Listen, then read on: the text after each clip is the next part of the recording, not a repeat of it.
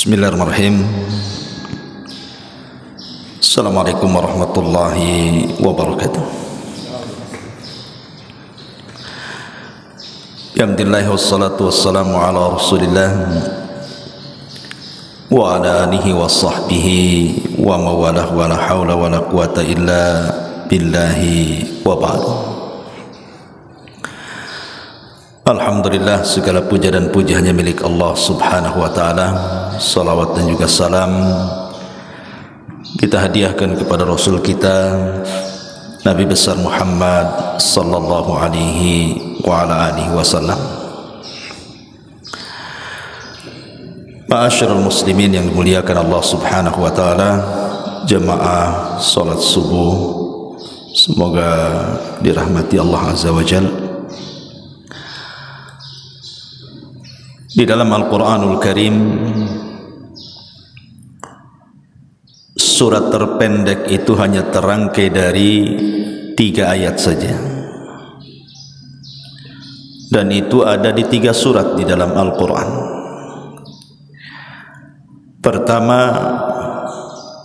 surah Al-Asr, wal asri innal insana lafi khusrin. Kemudian yang kedua, suratul Nasr, idza jaa nasrullahi wal fath. Kemudian yang terakhir, suratul Kautsar, inna a'tayna kal kautsar. Inilah 3 surat terpendek dalam Al-Quran. Tidak ada surat yang di bawah ini, karena paling pendek Al-Quran itu cuma 3 ayat saja.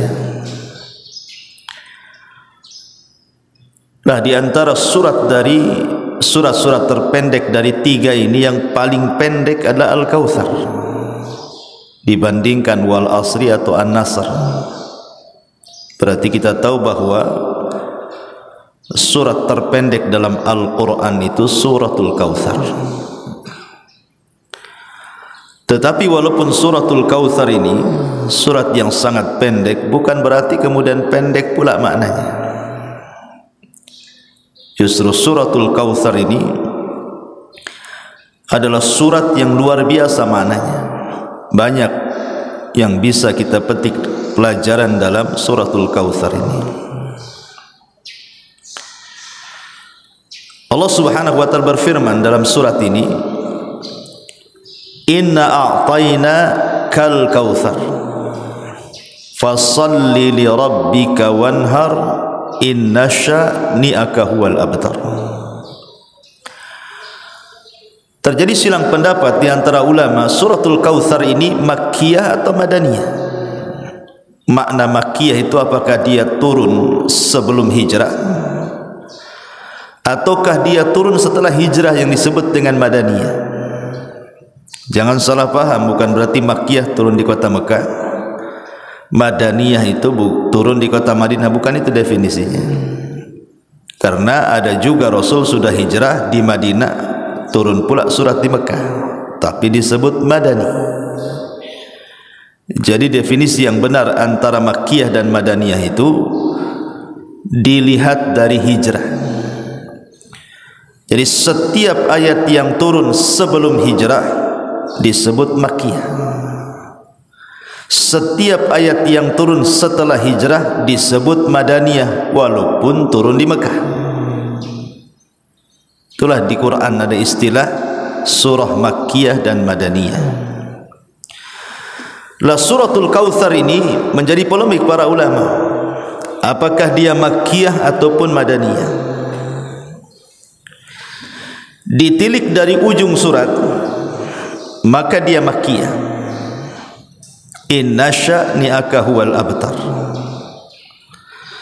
Tapi dilihat dari permulaan surat, fasalli li rabbika wanhar, ini Madaniyah, karena pensyariatan salat dan kurban itu ada di kota Madinah setelah hijrah Nabi. Berarti polemik para ulama tentang Al-Kautsar ini kembali kepada asbab nuzul.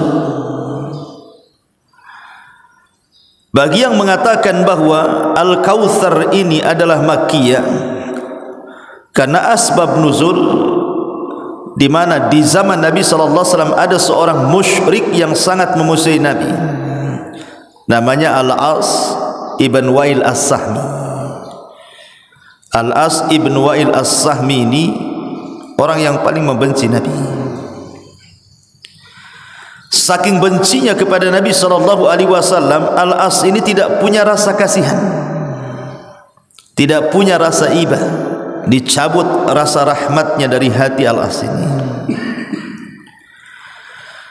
Ketika salah satu putra Nabi SAW meninggal dunia, maka Al-As ibn Wa'il As-Sahmi mengatakan di hadapan orang-orang Quraisy dan mengatakan, da'uhu fa innahu abtar. Biarkan saja si Muhammad itu, tinggalkan saja si Muhammad itu, tidak perlu digubris, tidak perlu dilayan, karena dia sudah abtar. Abtar itu artinya terputus nasabnya, karena dengan meninggalnya anak laki-laki, namanya tidak akan disebut-sebut lagi. Kayak antum nih punya satu anak laki-laki, satu anak perempuan. Kalau anak laki-laki antum menikah, kemudian punya anak, berarti kan cucu antum, pasti binnya nyambung dengan antum. Umpamanya saya Abu Humairah punya anak Humairah, menikah dengan laki-laki, saya enggak akan disebut. Kenapa? Karena nasab itu jalurnya dari laki-laki. Beda dengan perempuan, enggak akan nyambung tuh. Makanya kenapa anak laki-laki di zaman jahiliyah itu anak kebanggaan, dan mereka kalau seandainya punya anak perempuan itu terkadang dikubur hidup-hidup tuh, karena bencinya dengan anak perempuan. Sampai Allah Subhanahu wa taala firmankan, idza busyira ahadukum bil untha dhalla wajhuhu muswaddan wa huwa kadhib. Apabila dihabar gembirakan kepada mereka dengan kelahiran anak perempuan, marah tuh mereka. Terkadang di antara mereka itu ada yang sembunyi-sembunyi kemudian menguburkan anaknya hidup-hidup. Makanya Allah turunkan ayat, wal mau'udatu su'ilat bi ayyi dzambin qutilat. Dan bayi-bayi yang dibunuh dengan cara sadis dikubur hidup-hidup itu akan datang kepada Allah dan mengatakan, atas dosa apa kau bunuh aku, katanya. Makanya ketika orang-orang jahiliyah itu punya anak laki-laki, bangganya luar biasa. Sehingga ketika Nabi SAW punya anak laki-laki kemudian meninggal, Qasim meninggal, Abdullah meninggal, Ibrahim juga meninggal, kan gitu. Maka Al-As ibn Wa'il As-Sahmi dan mengatakan, da'uhu fa innahu abtar. Biarkan sajalah si Muhammad itu, kalau sudah mati itu selesailah, dia tidak akan disebut lagi, karena sudah tidak punya nasab. Dia tidak paham, Al-As ibn Wa'il As-Sahmi ini, bahwa Nabi itu bukan bapak bagi anak-anaknya, tapi Nabi itu bapak dari seluruh umatnya. Artinya tidak akan terputus, kan gitu ya. Makanya istri-istri Nabi disebut ummahatul mukminin, ibu-ibunya orang-orang yang beriman. Berarti Nabi bapak bagi orang-orang yang beriman. Maka Muhammadun aba ahadin min rijalikum walakin Rasulullah wa khatamun nabiyyin. Muhammad itu bukan bapak bagi anak-anaknya saja, tapi dia Rasul dan penutup para nabi. Maknanya bapak bagi seluruh umatnya.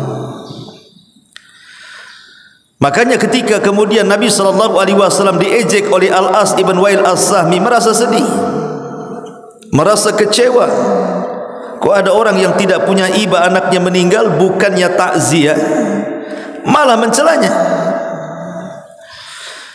Tetapi Allah Subhanahu wa taala hendak menghibur hati Nabi.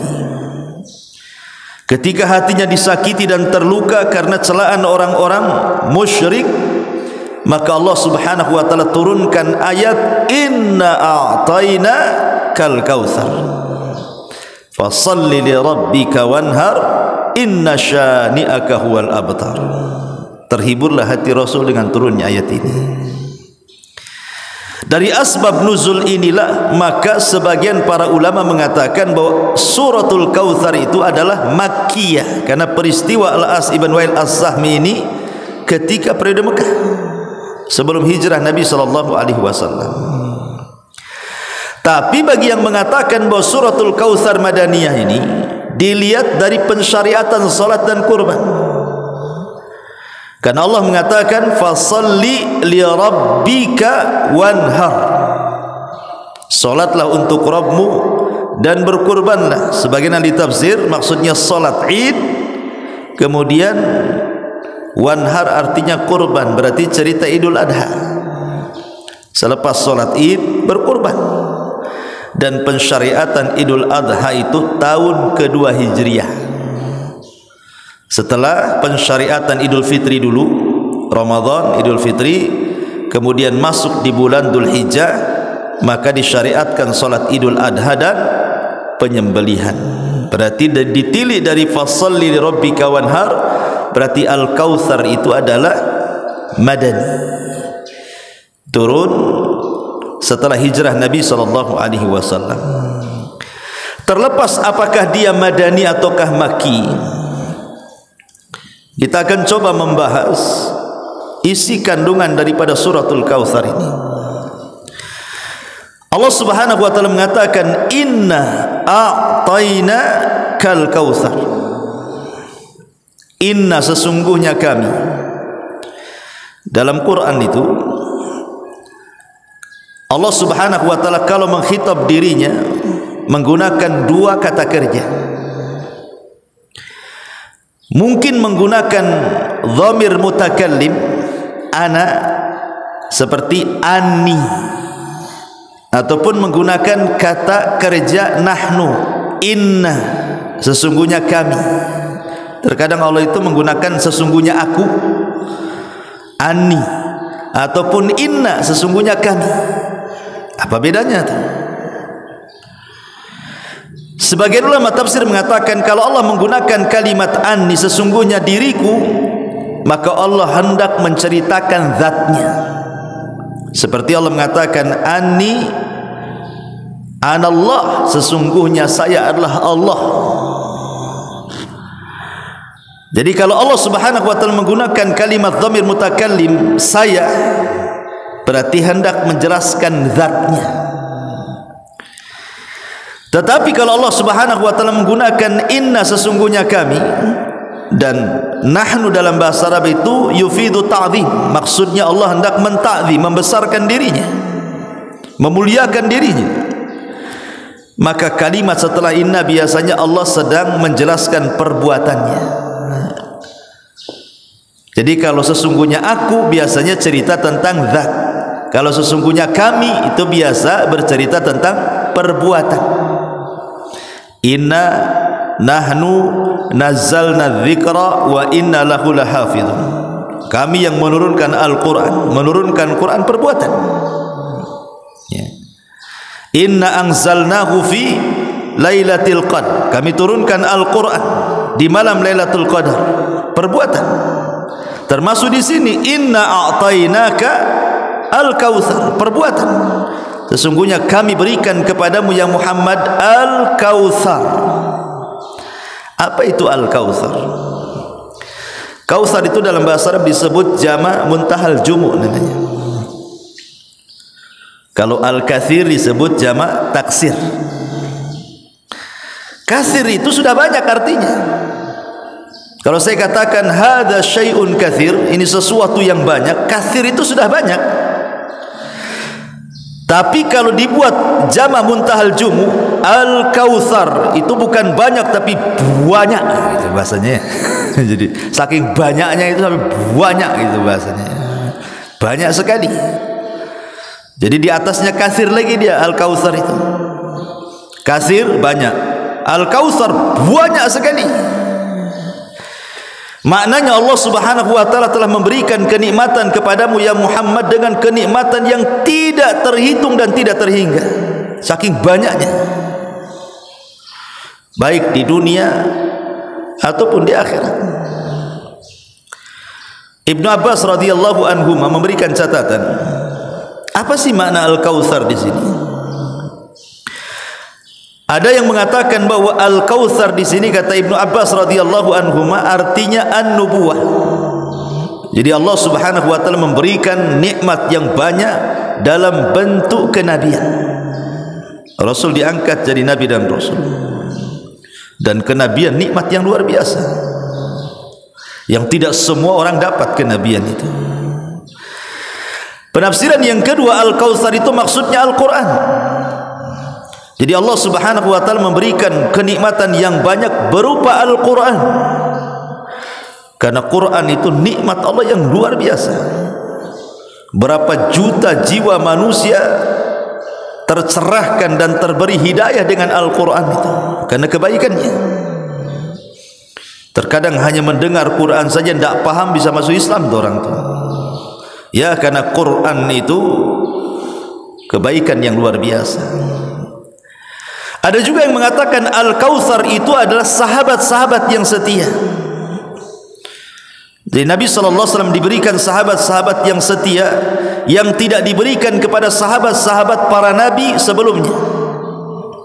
Lihat sahabat-sahabatnya Nabi Musa, kebanyakan mereka membangkang kepada Musa. Ketika Musa mengajak berjihad para sahabatnya untuk membebaskan Baitul Maqdis dan menyerang kota Ariha, apa kata sahabat-sahabat Musa? Idhab anta wa rabbuka faqatila innaha huna qaidun. Wahai Musa, kalau kami harus berperang, tidaklah kau aja berangkat sana, ajak Tuhanmu perang berdua, kami duduk-duduk aja nonton di sini, katanya. Mereka tidak pernah mengatakan sami'na wa ata'na, tapi mereka katakan sami'na wa asaina. Beda dengan sahabat Nabi.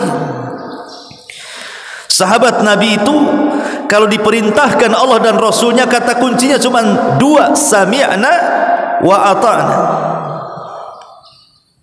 Begitulah sahabat Nabi. Sehingga Allah Subhanahu wa taala katakan dalam Al-Qur'an kan sifat-sifat mereka itu. Idza du'u ila Allahi wa rasulihi liyahkuma bainahum an yaqulu sami'na wa ata'na. Para sahabat itu apabila diseru kepada panggilan Allah dan Rasulnya, kata kuncinya cuma dua, sami'na wa ata'na. Kami siap taat, siap dengar. Dan ini tidak diberikan kecuali kepada para sahabat Nabi. Sampai-sampai Urwah Ibn Mas'ud Al-Thaqafi, saat masih musyrik dialah yang menjembatani perjanjian Hudaybiyah. Urwah ini salah satu utusan orang-orang Quraisy untuk menghadap Nabi dalam perjanjian Hudaybiyah itu. Urwah menceritakan, aku loh sudah datang ke Persia dan aku melihat orang-orang Persia bagaimana mengagungkan Kisra. Aku sudah datang ke Romawi, bagaimana aku melihat orang-orang mengagungkan Kaisar. Aku sudah pernah ke Ethiopia, bagaimana orang-orang mengagungkan Najasyi. Tapi aku tidak pernah melihat sahabat Nabi mengagungkan nabinya melebihi sahabat Rasul kepada nabinya. Apabila Nabi meludah, ditangkap ludahnya, kemudian diusap di wajahnya. Apabila Nabi SAW wudu, bekas wudunya hampir berperang untuk rebutan mengambil berkahnya. Apabila Nabi SAW bicara, tidak ada satupun yang berani mengangkat wajahnya. Dan begitu seterusnya. Aku tidak pernah melihat seorang atau sahabat-sahabat Nabi yang mengagungkan nabinya melebihi sahabat Nabi kepada nabinya, katanya. Dan ini luar biasa, ikhwan. Kesetiaan itu luar biasa. Dan semua sahabat Nabi sangat setia kepada nabinya, dan itu Al-Kautsar, kenikmatan yang banyak. Ada juga yang mentafsirkan Al-Kautsar ini adalah Rasul diberikan umat yang merupakan umat terbaik dari seluruh umat-umat para nabi. Dan Allah katakan, kuntum khaira ummatin ukhrijat linnasi ta'muruna bil ma'ruf wa tanhauna 'anil munkar wa tu'minuna billah. Kalian sebaik-baik umat yang dikeluarkan kepada manusia, kata Allah. Tidak ada umat terbaik melebihi umat Nabi sallallahu alaihi wasallam. Dan Al-Kautsar itu artinya umat terbaik yang diberikan kepada Nabi SAW. Gimana tidak dikatakan umat terbaik? Allah Subhanahu wa taala anugerahkan kepada umat ini nabi terbaik kepada mereka, Rasul sallallahu alaihi wasallam. Allah berikan kepada umat ini kitab terbaik, Al-Qur'an, yang tidak diberikan kepada umat-umat sebelumnya. Bahkan Allah Subhanahu wa taala berikan kepada umat ini pahala yang jauh lebih banyak dibandingkan pahala yang pernah diberikan Allah kepada umat-umat sebelumnya. Dengan pendeknya usia umat Islam dan sedikitnya beramal mereka, tapi Allah berikan balasan yang jauh lebih besar dibandingkan yang Allah berikan kepada umat-umat sebelumnya. Dengan kata lain, amalan kecil memiliki pahala besar, dan itu hanya ada di umat Islam. Satu malam kalau antum dapati Lailatul Qadar, sama seperti antum mengamalkan satu ibadah dilakukan 84 tahun, atau bahasa Quran 1000 bulan. Mana ada umat dulu Lailatul Qadar? Enggak ada. Sehingga kalau antum mendapatkan 30 kali saja atau 40 kali Lailatul Qadar, seolah-olah usia antum banyak tuh. 84 tahun kalilah 40 tahun. Seolah-olah kita juga punya usia ribuan tahun sama dengan umat sebelum kita. Makanya Al-Kautsar itu artinya umat terbaik yang Allah berikan kepada Rasul sallallahu alaihi wasallam. Dan banyak lagi, ini di dunia. Kalau di akhirat jangan cerita, hadis wala haraj kata ulama, ceritakan tidak mengapa. Bagaimana Nabi SAW diberikan syafaatul udmah, atau yang pertama kali bangkit dari kuburan, Rasul sallallahu alaihi wasallam. Di tangannya syafaatul udmah. Semua para nabi tidak sanggup memberikannya kecuali Nabi sallallahu alaihi wasallam. Orang yang pertama kali melintasi titian siratal mustaqim. Orang yang pertama kali membuka pintu sorga. Orang yang diberikan telaga yang lebih besar dibandingkan telaga para nabi. Sehingga sebagian ahli tafsir yang mengatakan inna a'tayna kal kautsar. Al-Kautsar di sini adalah ismul haud, nama telaga di sorga, yang diperuntukkan kepada Nabi sallallahu alaihi wasallam, yang alirannya sampai di padang mahsyar, di mana setiap para nabi punya telaga. Dan Nabi SAW memiliki telaga terbesar dari seluruh telaga-telaga para nabi. Airnya lebih putih dibandingkan susu, lebih manis dibandingkan madu. Bejana-bejananya, gelas-gelasnya lebih banyak dibandingkan bintang-bintang di langit. Siapa yang meminumnya, kata Rasul, man syariba minhu falam yadma abada, maka selamanya tidak akan haus. Ketika umat Nabi SAW mulai berbondong-bondong datang ke telaga itu, minum dari telaga itu, ada yang diberi langsung oleh Allah minumannya, dan ini muqarrabun, orang-orang yang dekat dengan Allah. Ada yang diberikan minum langsung oleh tangan Nabi SAW, dan mereka adalah orang-orang mulia. Ada orang yang diberikan minum oleh para sahabat, para khulafaur rasyidin. Ada yang hanya minum sendirian, tapi ada yang terusir tidak minum. Sehingga Nabi SAW mengatakan, ya Rabb, ashabi ashabi, wa fi riwayatin ummati ummati.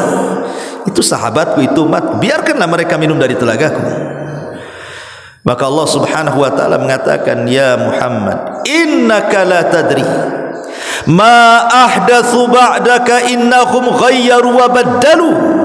Wahai Muhammad, kau tidak tahu apa yang terjadi dengan umatmu sepeninggalmu itu. Mereka sudah merubah-rubah sunnahmu dan sudah mengganti-ganti petunjukmu. Biarkan mereka. Dari sini kata para ulama akidah, bahwa orang yang tidak akan meminum dari telaga Rasul, satu, pertama orang murtad, tidak akan minum dari telaga Nabi. Yang kedua munafik, tidak akan minum dari telaga Nabi. Yang ketiga ahlul bid'ah, orang-orang yang melakukan bid'ah tidak akan minum dari telaga Nabi. Yang keempat al-kabair, orang-orang yang gemar melakukan dosa besar, mereka tidak akan minum dari telaga Nabi. 4 kelompok tidak akan minum dari telaga Nabi: murtad, munafik, ahlul bidah, dan sahibul kabair. Ma'asyiral muslimin yang dimuliakan Allah Azza wa Jalla, inna a'tayna kal kautsar. Itulah al-kautsar. Fasalli li rabbika wanhar. Karena Allah Subhanahu wa taala sudah berikan nikmat yang begitu banyak kepada Muhammad, maka Allah tuntut bentuk syukur nikmat namanya. Antum kalau diberikan nikmat kan harus bersyukur. Maka Allah Subhanahu wa taala mengkhitab bagaimana cara bersyukurnya? Fasalli, itulah syukur badan. Li rabbika wanhar, itulah syukur harta. Karena tidak ada hal yang paling baik dalam syukur melebihi salat dan melebihi sedekah. Kalau salat syukur badan, kalau sedekah syukur harta, baik dengan kurban atau yang lainnya. Karena di balik kurban kan ada sedekah, memberi makan fuqara wal masakin. Lah ketika orang-orang jahiliyah mereka salat bertepuk tangan bersiul-siul di Ka'bah, terkadang mereka berkurban untuk berhala-berhala mereka, maka Allah Subhanahu wa taala perintahkan Rasul dan umatnya, salatlah untuk Rabbmu, bukan untuk berhala, dan berkurbanlah untuk Rabbmu, bukan untuk berhala. Lihat bahasa nahwu di sini, fasalli li rabbik, salatlah untuk Rabbmu, wanhar li rabbik, sebenarnya begitu, tapi kemudian tidak dimunculkan. Ya. Maknanya di sini yufidul hasar. Tidak boleh seseorang itu salat melainkan untuk Rabbnya, dan tidak boleh orang berkurban melainkan untuk Rabbnya. Disinilah bentuk tauhid. Kul inna salati wa nusuki wa mahyaya wa mamati lillahi rabbil alamin. Katakan ya Muhammad, salatku, penyembelihanku, hidupku, matiku aku serahkan kepada Allah. Maka kalimat ini sama dengan kalimat fasalli li rabbika wanhar. Itulah bentuk syukurnya. Kalau kita hendak bersyukur akan nikmat Allah, salat, makanya di dalam salat itu ada gerakan yang merupakan bentuk ubudiyah kita kepada Allah yang disebut dengan sujud. Makanya sujud ini kan banyak macamnya itu. Ada sujud syukur, ada sujud tilawah, ada sujud sahwi, ada sujud macam-macam kan. Karena ibadah sujud itu ibadah yang paling rendah dalam penghambaan seorang hamba kepada Allah. Kenapa? Karena meletakkan sesuatu yang mulia di tempat yang hina. Wajah ini mulia, tanah ini hina. Meletakkan sesuatu yang mulia ke tempat hina dalam bentuk ubudiyah, berarti betul-betul dia sedang menghambakan diri kepada Allah. Makanya kalau orang dapat nikmat cepat sujud kan, namanya sujud syukur, namanya tersungkur langsung sujud. Fasalli li rabbika wanhar, karena Allah mengatakan inna syani'aka huwal abtar. Yang membenci wahai Muhammad, merekalah yang terputus, tidak akan disebut-sebut nama mereka. Dan ini sama dengan firman Allah Subhanahu wa taala, wa rafa'na laka dzikrak, dan kami angkat penyebutan wahai Muhammad. Makanya kita perhatikan, tidak ada nama terbanyak di dunia melebihi nama Nabi. Tidak ada satu dunia ini di benua manapun, mau benua Asia, mau benua Afrika, mau benua Eropa, sebutkan benua manapun, negara manapun, tidak ada nama terbaik kecuali nama Ahmad dan Muhammad. Tidak ada. Nama Muhammad itu terbanyak satu dunia. Tapi nama Isa, nama Musa, nama Ibrahim, walaupun itu nama para nabi, tapi nama Muhammad itu terbanyak yang disematkan kepada nama-nama manusia. Bahkan nama yang ditinggikan terbanyak di dunia. Orang azan menyebut nama Muhammad, orang qomat menyebut nama Muhammad, tasyahud menyebut nama Muhammad, solawat menyebut nama Muhammad. Bahkan orang masuk Islam saja diganti. Siapa namanya? Michael. Masuk Islam Muhammad Michael. Semua diganti. Karena nama itu mulia. Apa sih arti Muhammad itu? Kasratul hamdi artinya Muhammad itu. Muhammad itu artinya orang yang banyak dipuji manusia. Itu disebut Muhammad. Muhammad itu orang yang dipuji manusia. Jadi ketika disematkan nama itu, harapan orang tua supaya anaknya banyak dipuji, dimuliakan. Tapi lihat orang-orang yang menghina Rasul, berdasarkan firman Allah, inna syani'aka huwal abtar, yang membenci wahai Muhammad mereka lah yang abtar, tidak akan pernah disebut kebaikannya, kalaupun disebut pasti keburukannya. Abu Jahal, kalau orang bercerita Abu Jahal tidak pernah diceritakan kebaikannya. Abu Lahab, kalau disebut Abu Lahab tidak pernah diceritakan kecuali keburukannya. Sebutkan orang-orang musyrik yang mati kafir di zaman Rasul. Sampai hari ini orang kafir sendiri tidak berani memberi nama anak-anak mereka dengan anak-anak nama-nama musyrik di zaman Nabi. Pamannya ada orang kafir, siapa namanya? Abu Jahal, Ustaz. Tidak ada, orang kafir loh sendiri tidak mau ngasih nama anaknya Abu Jahal. Siapa anaknya? Abu Lahab, Ustaz. Takut mereka ngasih nama itu, karena nama itu sudah diburu-burukan masalahnya. Takut mereka memberi nama-nama musuh-musuh Nabi itu. Dari sinilah misdaq pembenaran firman Allah Subhanahu wa taala, inna syani'aka huwal abtar, yang membenci Muhammad mereka yang akan terputus penyebutannya. Enggak akan disebut-sebut lagi mereka itu, kecuali dalam rangka memburukan, ya disebut, tapi dalam rangka kebaikan tidak akan disebut. Maka jangan kecil hati wahai Muhammad, biarkan mereka ngomong terserah mereka, tapi mereka suatu ketika akan terputus penyebutannya. Sadaqallahul azim, maha benar Allah dengan segala firman-Nya. Subhanakallah bihamdika, asyhadu an la ilaha illa anta astaghfiruka wa atubu ilaik. Allahu ta'ala alam. Assalamualaikum warahmatullahi wabarakatuh.